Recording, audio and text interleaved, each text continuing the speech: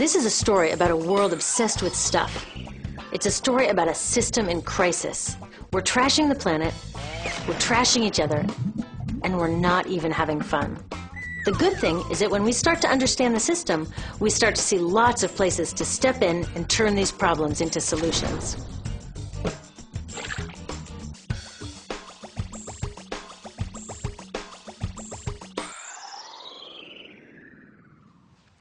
One of the problems with trying to use less stuff is that sometimes we feel like we really need it. What if you live in a city like, say, Cleveland, and you want a glass of water? Are you going to take your chances and get it from the city tap? Or should you reach for a bottle of water that comes from the pristine rainforest of Fiji? Well, Fiji brand water thought the answer to this question was obvious, so they built a whole ad campaign around it. It turned out to be one of the dumbest moves in advertising history. You see, the city of Cleveland didn't like being the butt of Fiji's jokes, so they did some tests, and guess what? These tests showed a glass of Fiji water is lower quality, it loses taste tests against Cleveland Tap, and costs thousands of times more. This story is typical of what happens when you test bottled water against tap water. Is it cleaner? Sometimes, sometimes not. In many ways, bottled water is less regulated than tap. Is it tastier? In taste tests across the country, people consistently choose tap over bottled water. These bottled water companies say they're just meeting consumer demand.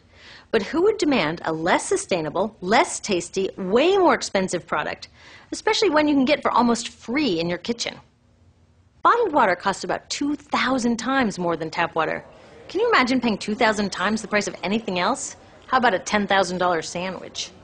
Yet people in the U.S. buy more than 500 million bottles of water every week. That is enough to circle the globe more than 5 times. How did this come to be?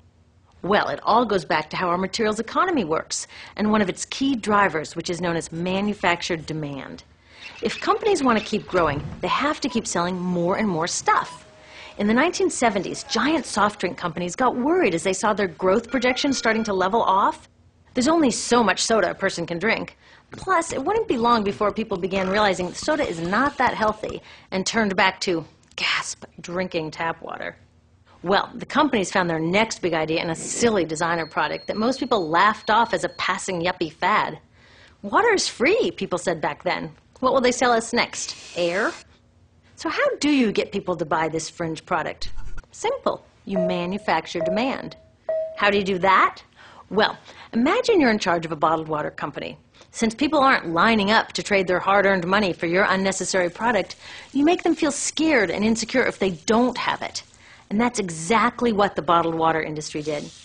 One of their first marketing tactics was to scare people about tap water with ads like Fiji's Cleveland campaign. When we're done, one top water executive said, tap water will be relegated to showers and washing dishes. Next, you hide the reality of your product behind images of pure fantasy. Have you ever noticed how bottled water tries to seduce us with pictures of mountain streams and pristine nature? But guess where 1/3 of all bottled water in the U.S. actually comes from?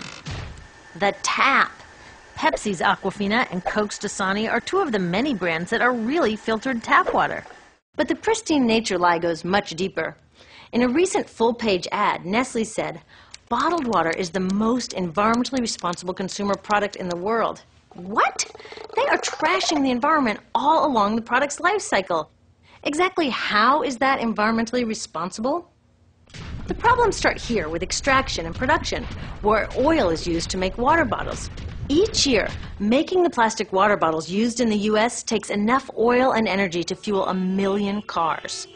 All that energy spent to make the bottle, even more to ship it around the planet, and then we drink it in about 2 minutes? That brings us to the big problem at the other end of the life cycle, disposal. What happens to all these bottles when we're done? 80% end up in landfills, where they will sit for thousands of years, or in incinerators, where they are burned, releasing toxic pollution. The rest gets collected for recycling. I was curious about where the plastic bottles that I put in the recycling bins go. I found out that shiploads were being sent to India, so I went there. I will never forget riding over a hill outside Madras, where I came face to face with a mountain of plastic bottles from California. Now, real recycling would turn these bottles back into bottles. But that wasn't what was happening here. Instead, these bottles were slated to be downcycled, which means turning them into lower quality products that would just be chucked later. The parts that couldn't be downcycled were thrown away there, shipped all the way to India just to be dumped in someone else's backyard. If bottled water companies want to use mountains on their labels, it would be more accurate to show one of these mountains of plastic waste. Scaring us, seducing us, and misleading us. These strategies are all core parts of manufacturing demand. Once they've manufactured all this demand, creating a new multi-billion-dollar market, they defend it by beating out the competition. But in this case, the competition is our basic human right to clean, safe drinking water. Pepsi's vice chairman publicly said, "The biggest enemy is tap water." They want us to think it's dirty and bottled water is the best alternative. In many places, public water is polluted, thanks to polluting industries like the plastic bottle industry. And these bottled water guys are all too happy to offer their expensive solutions, which keep us hooked on their products. It is time we took back the tap. That starts with making a personal commitment to not buy or drink bottled water unless the water in your community is truly unhealthy. Yes, it takes a bit of foresight to grab a reusable bottle on the way out, but I think we can handle it. Then take the next step. Join a campaign that's working for real solutions, like demanding investment in clean tap water for all. In the U.S., tap water is underfunded by $24 billion, partly because people believe drinking water only comes from a bottle. Around the world, 1 billion people don't have access to clean water right now. Yet cities all over are spending millions of dollars to deal with all the plastic bottles we throw out.